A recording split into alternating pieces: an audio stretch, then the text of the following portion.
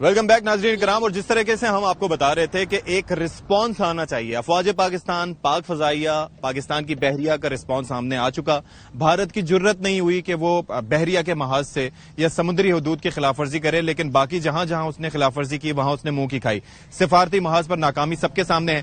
ہم نوجوانوں کا ایک جذبہ جاننے کی کوشش کر رہے ہیں، اور خاص طور پر جو مودی نے ابھی کہا ہے کہ بھائی چپ چاپ بیٹھے رہو، یا حکومت پاکستان کے خلاف، پاکستان کی فوج کے خلاف باہر نکلو، یا پھر چپ چاپ روٹی کھاؤ ورنہ گولی ہمارے پاس تیار ہے. تو نوجوان کچھ ہمارے ساتھ موجود ہیں، فردر بھی ان سے ذرا بات کرتے ہیں. السلام علیکم جی. وعلیکم السلام. آپ کا نام؟ محمد زعیم.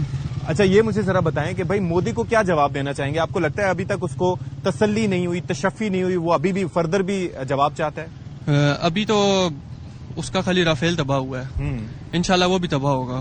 اچھا، مودی بھی اوکے. وہ صرف باتیں کرتا ہے اور کچھ بھی نہیں کر سکتا. میسج کیا دینا چاہیں گے مودی کو؟ سب سے پہلا میسج تو یہی ہے کہ جس طرح سے وہ ہمارے نوجوانوں کو ٹارگٹ کر رہا ہے، اس کو یہ نہیں پتا کہ فوج سے بھی آگے ہوں گے ہم لوگ جب اگر ضرورت پڑے گی ہماری.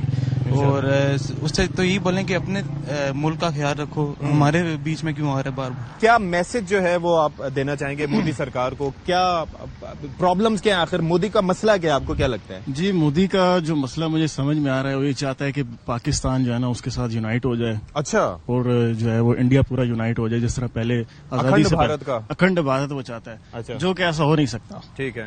کیونکہ ہماری جو پاک فوج ہے انہوں نے کوئی جو ہے نا اس طرح کوئی ادھر کھلونے نہیں رکھے ہوئے. ہم نے اب تو دکھا بھی دیا. ہم نے کوئی کھلونے نہیں رکھے ہوئے کھیلنے کے لیے. ہمارے پاس بھی فتح ہے، نیوکلیر میزائل ہیں جو ہم فتح ہے، غوری ہے، شاہین ہے، ابابیل ہے، اتنے سارے میزائل ہیں جو ہم چھوڑ سکتے ہیں ان پہ. لیکن ہم چاہتے ہیں ہمارا جو مذہب ہے وہ ہمیں جنگ کی اجازت نہیں دیتا. وہ کہتا ہے کہ شروعات میں امن ہونا چاہیے. ٹھیک ہے.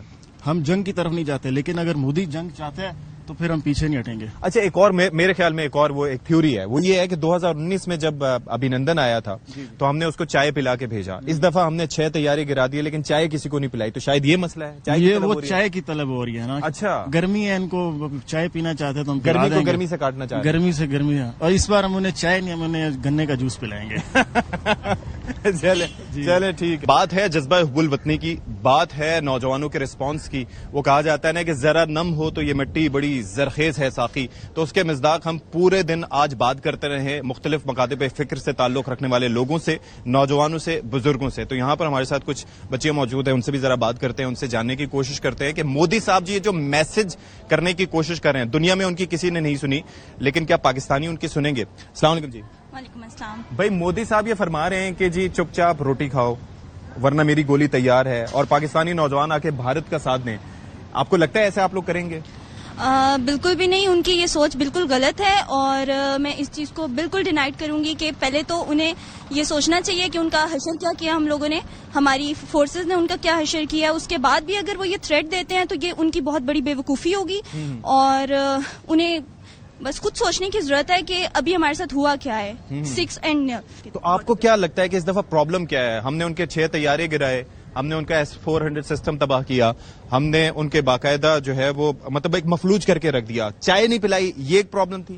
جی بالکل. انہیں ہماری چائے بہت زیادہ پسند ہے، اس لیے وہ چاہ رہے ہیں کہ دوبارہ سے ہمیں چائے پانی دیا جائے. مودی صاحب جو یہ چاہ رہے ہیں جنگ دوبارہ سے، ان کو تسلی نہیں ہوئی ہے، تو کوئی میسج دے دیں آپ ان کو کوئی اچھا سا. میں نریندر مودی سے صرف یہ کہنا چاہتی ہوں، وہاں کے لوگ بھی محبت کرتے ہیں اور یہاں کی عوام بھی امن چاہتی ہے. ایسے ہی ہے. وہ صرف اپنے بارے میں سوچتا ہے اور اپنے بارے میں کرتا ہے، کیونکہ وہ چائے بیچتا تھا. اچھا. اگر وہ پیار اور محبت بیچتا تو آج دلوں میں نفرت نہ ہوتی، محبت ہوتی.